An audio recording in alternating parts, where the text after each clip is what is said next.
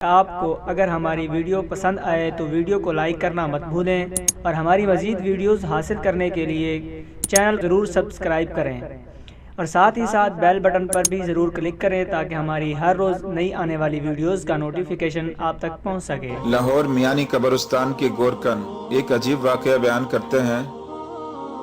کہتے ہیں چند سال پہلے کی بات ہے، رمضان المبارک کی ایک مبارک رات کو صرف چند لوگ ایک جنازہ لے کر آئے، دفن کر کے چلے گئے۔ اس کے بعد کافی عرصے تک اس قبر پر فاتحہ خوانی کے لیے کوئی نہیں آیا۔ قبر کچی تھی، بارشوں کی وجہ سے بالکل شکستہ حال ہو چکی تھی۔ ایک روز میں نے سوچا اس قبر پر کوئی آتا بھی نہیں ہے، قبر بھی کچی ہے، اس کو مسمار کر دوں اور اس کی جگہ کسی اور کو دفن کر دوں۔ اسی جذبے کے تحت جب میں نے قبر کو کھودا تو دیکھا کہ وہ ایک عورت کی قبر ہے۔ قبر میں سے انتہائی خوشگوار خوشبو کا جھونکا نکلا۔ اس عورت کی لاش بالکل تازہ تھی، جیسے ابھی ابھی دفن کیا ہو۔ میں نے جلدی سے قبر کو بند کیا اور اس قبر کی حالت درست کی۔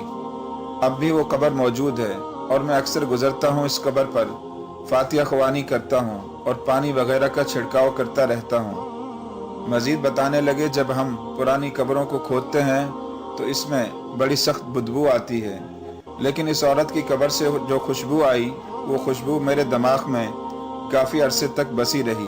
مزید بتایا کہ ایک روز میں حسب معمول قبرستان سے گزر رہا تھا کہ میں نے دیکھا کہ اسی عورت کی قبر پر ایک بڑا سوٹ بوٹ پہنے آدمی فاتحہ خوانی کر رہا ہے اور قبر پر پھولوں کا گلدستہ پڑا ہے۔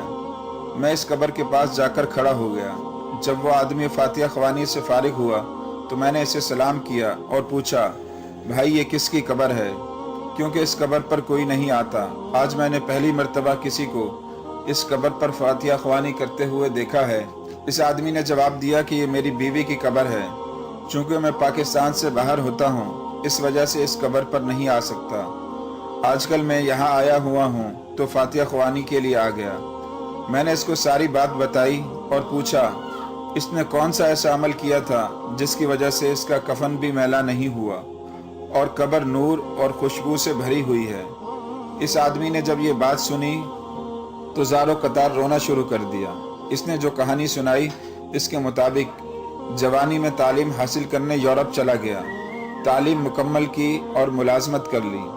جب میں پاکستان اپنے والدین سے ملنے آتا تو میرے والدین مجھ پر زور دیتے کہ شادی کر لو، تمہاری منگنی بچپن سے تمہاری خالہ کے گھر کر دی گئی تھی، وہ تقاضا کر رہے ہیں۔ میں ہر دفعہ انکار کر دیتا۔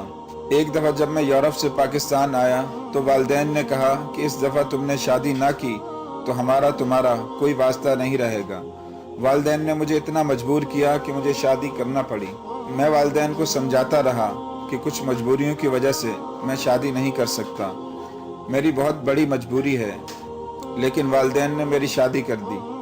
شادی کی پہلی رات میں نے اپنی بیوی کو بتا دیا کہ میں تمہارے فرائض پوری طرح سر انجام نہیں دے سکتا، تم میری طرف سے آزاد ہو، تم اپنی مرضی سے جہاں چاہو شادی کر سکتی ہو، میں تمہارا گناہ گار ہوں۔ اس نے کہا اگر یہی میری قسمت میں تھا تو میں اس پر راضی ہوں، میں پوری زندگی تمہارے ساتھ گزارنے کو تیار ہوں۔ اسلام میں جو بیوی کو اس کے شوہر کے لیے مجازی خدا کا تصور دیا ہے اس نے پورا کر دکھایا۔ کبھی میری اتنی بڑی کمزوری کا ذکر کسی سے نہیں کیا، نہ ہی کبھی مجھے بلیک میل کرنے کی کوشش کی۔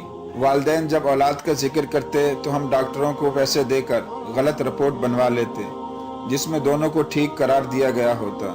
اس نے میرے ساتھ بہت تعاون کیا، پاک دامنی، عبادت گزاری، غریبوں کے کام آنا، فلاحی کاموں میں سب سے آگے رہتی۔ یہ وہ تمام خوبیاں تھیں جن کا اللہ تعالیٰ نے اسے انعام دیا۔ اس دنیا میں بھی وہ سرخرو ہوئی اور اس دنیا میں بھی اللہ تعالیٰ اس کے درجات کو بلند کرے۔ اس کے علاوہ اس نے بتایا کہ یہ دنیا واقعی ایک کھیتی ہے، یہاں جو بو گے آخرت میں وہی پاؤ گے۔ اب تو ہمیں اتنا تجربہ ہو گیا ہے کہ میت کو دیکھ کر اندازہ لگ جاتا ہے کہ اس نے کیسی زندگی گزاری ہوگی۔